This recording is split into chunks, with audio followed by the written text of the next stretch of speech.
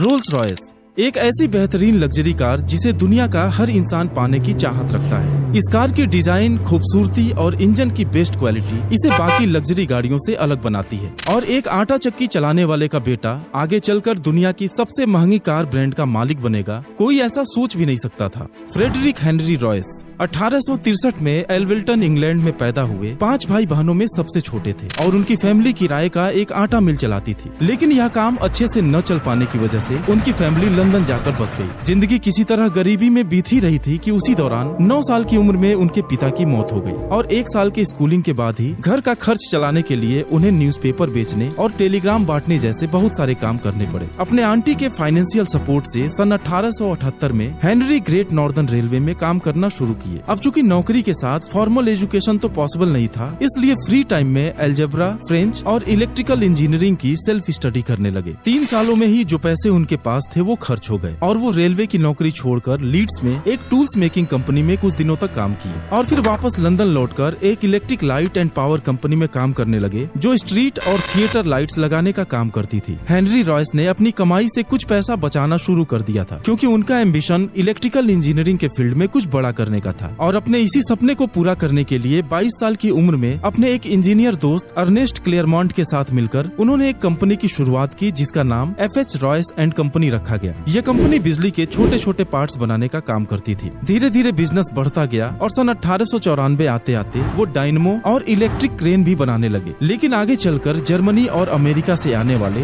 Dynamo और crane की वजह से मार्केट में कंपटीशन बढ़ता जा रहा था, जिससे उनकी कंपनी को घाटा होने लगा। और यही रीजन था कि हेनरी रॉयस की दिलचस्पी शिफ्ट होने लगी मोटर कार्स की दुनिया में और वह इलेक्ट्रिकल कंपोनेंट्स और क्रेन्स के अलावा अपने खुद के मोटर कार बनाने पर काम करने लगे। उन्होंने कार को अच्छे से जानने के लिए 1901 में एक डी डायोन और 2 सिलेंडर डेकाविल खरीदा और अपने हिसाब से उसे मॉडिफाई किया। हालांकि ये कार्स उनके स्टैंडर्ड्स को पूरा नहीं करती थी। और फिर सन 1904 में उन्होंने अपनी डिजाइन की हुई 2 सिलेंडर इंजन की 3 कारें बनाई, जिसमें से एक कार उन्होंने अपने बिजनेस पार्टनर अर्नेस्ट क्लेयरमॉन्ट को दे दिया और दूसरी कार हेनरी एडमंड्स नाम के एक आदमी ने खरीद ली। और अब कहानी में एंट्री होती है रोल्स रॉयस के दूसरे फाउंडर चार्ल्स स्टीवर्ट रोल्स की, जो इत्तेफाक से हेनरी एडमंड्स के मित्र थे। दरअसल जब रोल्स ने एडमंड्स की कार को देखा तो वो कार उन्हें बहुत पसंद आई और 4 मई 1904 को एडमंड्स ने मैनचेस्टर के मिडलैंड होटल में रोल्स और रॉयस के बीच एक मीटिंग अरेंज कराई। आगे की कहानी से पहले आइए जानते हैं रोल्स के बैकग्राउंड के बारे में। एक कुशल एविएटर और मोटर कार्स के शौकीन चार्ल्स रोल्स का जन्म सन 1877 में इंग्लैंड के एल्विल्टन में एक संपन्न परिवार में हुआ था और बचपन से ही इंजीनियरिंग के लिए पैशनेट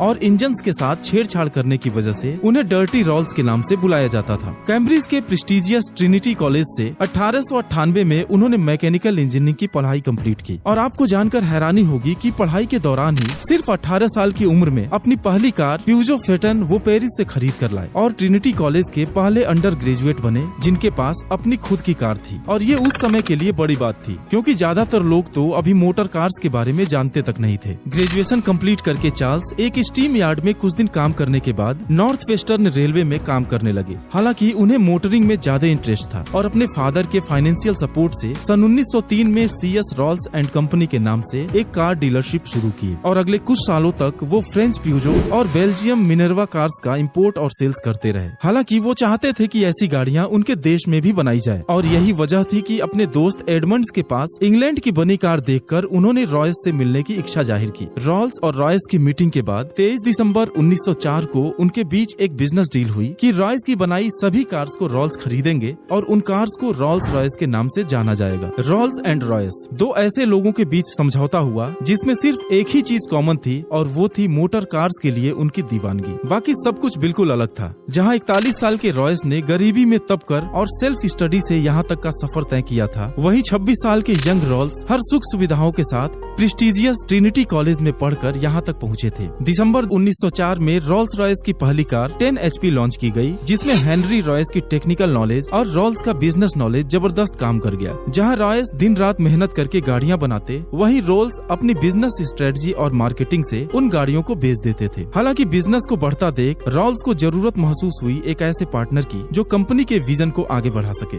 और उसके लिए अपनी company CS Rolls and company के ज्वाइंट मैनेजर क्लाउड जॉनसन को उन्होंने रोल्स रॉयस में as a managing director join करा लिया। क्लाउड जॉनसन को मार्केट की अच्छी समझ थी और रोल्स रॉयस के ग्रोथ में उनका बहुत योगदान है। ज्वाइनिंग के बाद उन्होंने सलाह दिया कि कई अलग अलग मॉडल की कार्स बनाने की बजाय एक 40-50 HP की स्मूथ, साइलेंट, सॉलिड और ऐसी लग्जरी कार बनाई जाए जो मार्केट में मौजूद ना हो। और उनके इसी सलाह पर काम करते हुए रोल्स रॉयस ने सन 1906 में 6 cylinder silver ghost car launch की, जो उस समय दुनिया की नंबर 1 कार बन गई। रॉयस और रोल्स दोनों बेस्ट क्वालिटी डिलीवर करने के लिए दिन रात काम करते रहे, लेकिन स्पेशली रॉयस को एक हार्ड वर्कर के रूप में जाना जाता है। वह कई सालों तक बिना प्रॉपर डाइट के दिन रात काम करते रहे, जिसका उनके हेल्थ पर बुरा असर पड़ा और वो अक्सर बीमार रहने लगे। रोल्स एक ट्रेंड एविएटर थे और उन्हें हॉट एयर बैलून्स और एयरक्राफ्ट उड़ाने का शौक था। सन 1907 में चार्ल्स ने रॉयस को एक एरो इंजन डिजाइन करने के लिए मनाने की कोशिश की, लेकिन रॉयस ने मना कर दिया। जिसके बाद चार्ल्स ने राइट ब्रदर्स से एक राइट फ्लायर विमान खरीदा और उससे 200 से ज्यादा उड़ानें भरी। चार्ल्स वो पहले व्यक्ति थे जिन्होंने हवाई जहाज से 95 मिनट में इंग्लिश चैनल को नॉन स्टॉप 2 बार क्रॉस किया था। लेकिन एक ही महीने बाद सब कुछ बदल गया जब 12 जुलाई 1910 को 32 वर्ष की आयु में रोल्स की एक हवाई दुर्घटना में मृत्यु हो गई। अब कंपनी की सारी जिम्मेदारी रॉयस पर आ गई, जिनकी तबीयत भी ठीक नहीं रहती थी। लेकिन उन्होंने अपनी मेहनत के दम पर न सिर्फ रोल्स रॉयस की लिगेसी को बरकरार रखा, बल्कि अपने इनोवेटिव डिजाइन, सुपीरियर इंजीनियरिंग और बेहतरीन क्वालिटी से रोल्स रॉयस को दुनिया की शीर्ष कार कंपनीज में भी शुमार कराया।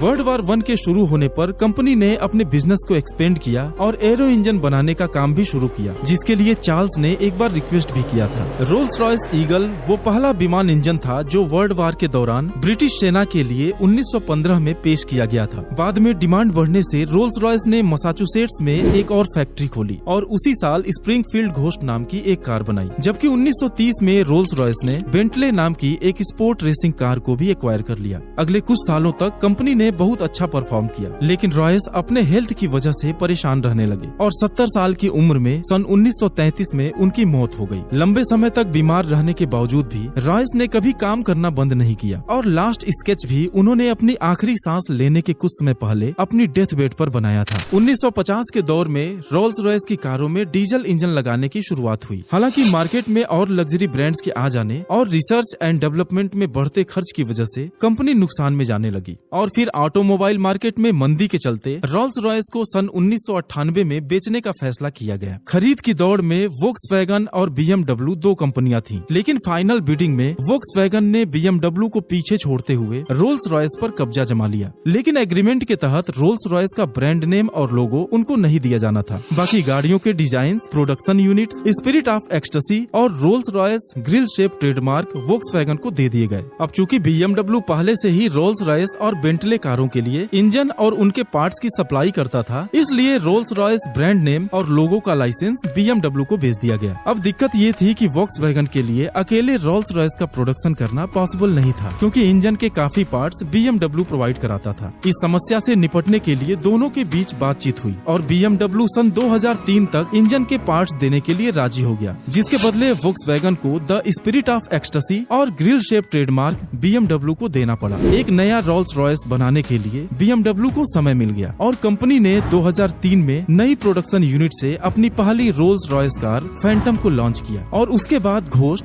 रेत, डॉन और कलिनन जैसी शानदार कारें मार्केट में उतारी, जिन्हें 40 देशों में 130 डीलर्स के जरिए बेची जाती हैं। रोल्स रॉयस आज भी मोटर कार इंजीनियरिंग में दुनिया का एक फेमस नाम है और एक ऐसी सक्सेसफुल लग्जरी कार है जिसका कोई मुकाबला नहीं। यह कंपनी आज जिस मुकाम पर भी है वह हेनरी रॉयस और चार्ल्स के विजन और मेहनत की देन है। उम्मीद है कि ये वीडियो आपको पसंद आई होगी। आपका बहुत बहुत धन्यवाद।